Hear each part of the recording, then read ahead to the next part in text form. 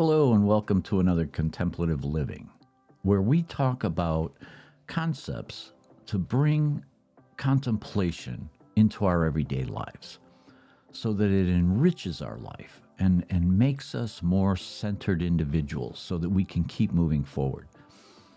I hope you like these podcasts, and if you do, then please, hit the subscribe button. We really appreciate the numbers.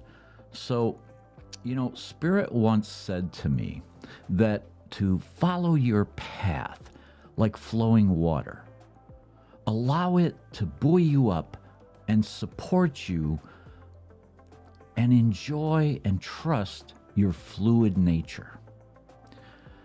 Enjoy it by diving deep, swimming far, and allowing the flow to propel you forward.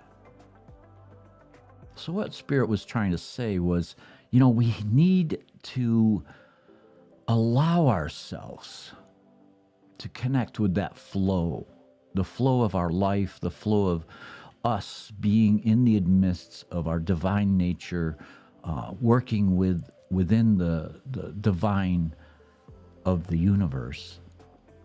And we keep moving forward spiritually. And that's the topic of today's podcast, is to keep moving spiritually. So let's get to it. Welcome. Now creating a life of peace. This is Contemplative Living with David Bennett. Contemplations and reflections to help with spiritual living. This podcast is made possible by dharmatalks.com.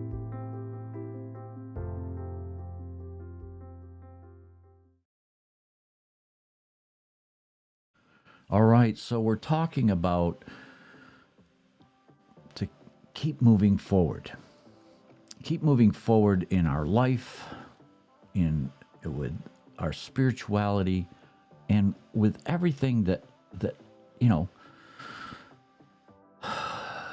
comes at us all the time. We're constantly being bombarded. And sometimes it's, we lose momentum. And so momentum is all about a ship. Well, think of momentum this way. A ship needs a lot of energy to start moving. But once up to speed, it needs less to keep moving forward. And just like ships that require considerable force and resources to set sail, our spiritual journey demands an initial burst of energy. And we embark on this path with zeal and enthusiasm, propelled by the desire for growth and self-discovery.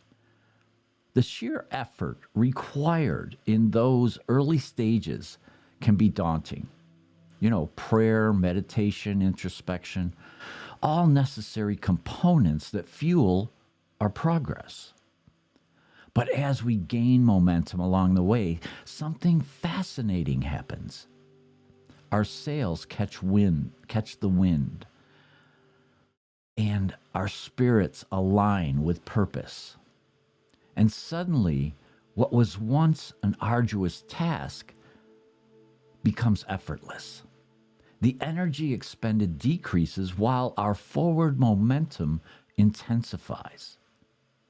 Perhaps it's because we have honed our new habits or cultivated a deeper sense of mindfulness. Maybe it's due to the connections we're forming with kindred spirits who share similar journeys. Or it could be the wisdom gained from overcoming challenges along the way. We all have challenges. But whatever the reason may be, this shift represents not only a remarkable transformation, but also a fundamental truth about spirituality.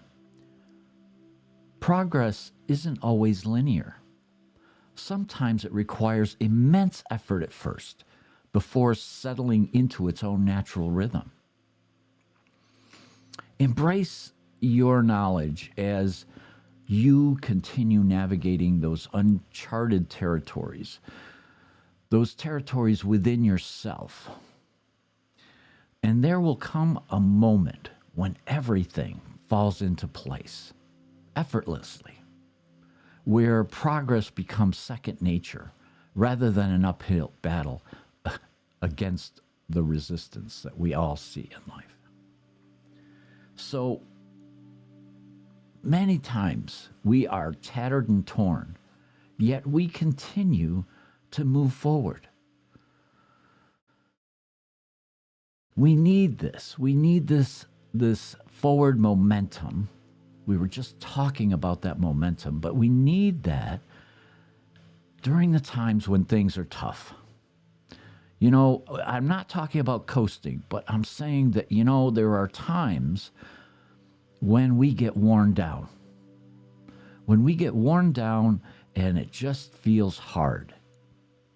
Those are the times that, you know, we need that momentum to keep us moving forward so that we can see that we are moving forward. Now, when life has become a struggle or a cage, many times it can feel like a cage. That's when we need to loosen the lock and reclaim our freedom. When I was diagnosed with stage 4 lung and bone cancer, I felt like the world was closing in. But I also realized, because of my spiritual nature, because of my spirituality, that this was an opportunity. And that was the key to my lock. That understanding that even though I was going through one of the toughest roads and paths in my life, that I could keep moving forward, and that my spirituality was my foundation, and that I could use that to break free and to continue moving forward. So we're really looking for a spiritual connection and a deeper understanding of ourselves and our place in the world. I just read an article about this where the younger generation, this is their base. You know, they're trying to find their place in the world. They're trying to understand themselves. And in a world bustling with distractions, it's no wonder our souls yearn for something more profound. We crave that spiritual connection, an unbreakable thread tying us to the universe and to each other. We're trying to find that thread. And it's in these moments of introspection that we embark on a journey of self-discovery, seeking not only answers, but deeper understanding of who we truly are. Spirituality isn't confined within the walls of just organized religion. It flourishes in the small miracles that surround us daily, whether gazing at a starry night sky or feeling the embrace of nature's beauty. There's an undeniable force guiding us toward enlightenment. Yet this quest demands courage and vulnerability as we confront our fears and shed social expectations. You know, discovering ourselves goes hand in hand with uncovering our place in this grand tapestry that we call life. As we navigate through its intricacies, questioning everything becomes second nature. Everything is second nature, from our purpose to our existence itself. But perhaps true wisdom lies not solely in finding the definite answers, but rather embracing uncertainty while keeping our hearts open. And that can be so incredibly liberating when we're in that space. So let go of your stubbornness and thoughts that maroon you with I, me, and mine. Instead, let's grasp, well, grasping, we don't really want to grasp, but let's lightly hold the concept of we. that we are connected, that we are a part of this universal divine nature, and our divine nature speaks to it, speaks to us, guides us. But let's include our fellow man, and let's be compassionate, and let's be truthful and honest, and be the person that we know we're supposed to be. But, a lot of times, because we're in this illusion of separateness, that we're separate individuals trying to, forge our way through life, and that there's all this adversity coming at us, when we allow ourselves to connect with our divine nature, that veil falls away, and we get to really see the interconnectedness with us, with nature, with everything around us, and our fellow man. So we need to let go of the I and the me and begin to embrace the we. So feel grateful and excited and bring that into your life. Gratitude is an invisible thread that connects us to the beauty of everyday existence. It allows us to recognize the small miracles woven into each moment. The gentle breeze against our skin, the laughter shared with loved ones, or even a quiet moment of solitude. When we cultivate gratitude, it becomes easier to navigate through challenges with grace and resilience. So, let's not stop at gratitude alone. Let's add excitement.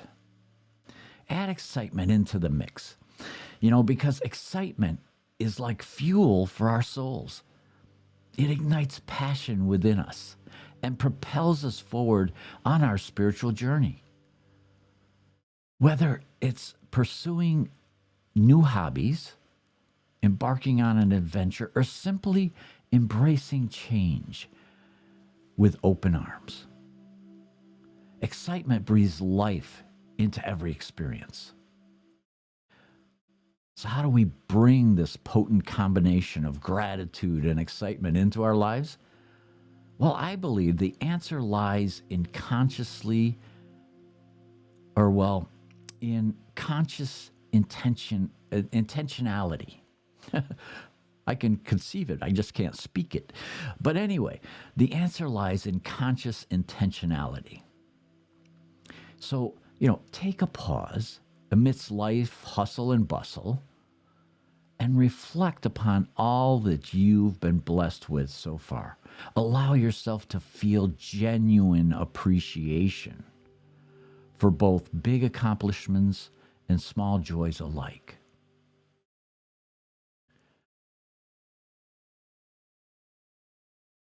That's how to bring it into our lives.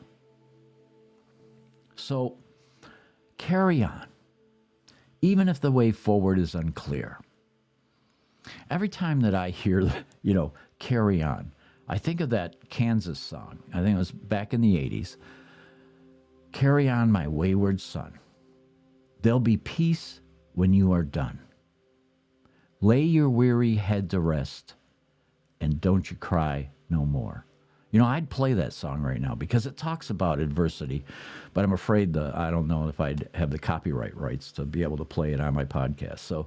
But anyway, listen to that song. It talks about the adversity that we go through, and that, we may think that we're a wise man, but we don't know. We really don't know. That we only get these glimpses in life. But when we connect with our divine nature, that's when we can move forward.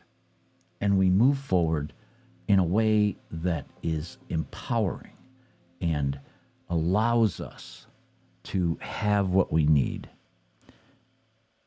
And we can use that and ride that momentum when things get really rough, but keep moving forward. And I hope you're able to find that excitement in your life and be grateful for everything. Be grateful for all of it. And that you have a blessed week. Namaste. Thank you for listening today to Contemplative Living with David Bennett.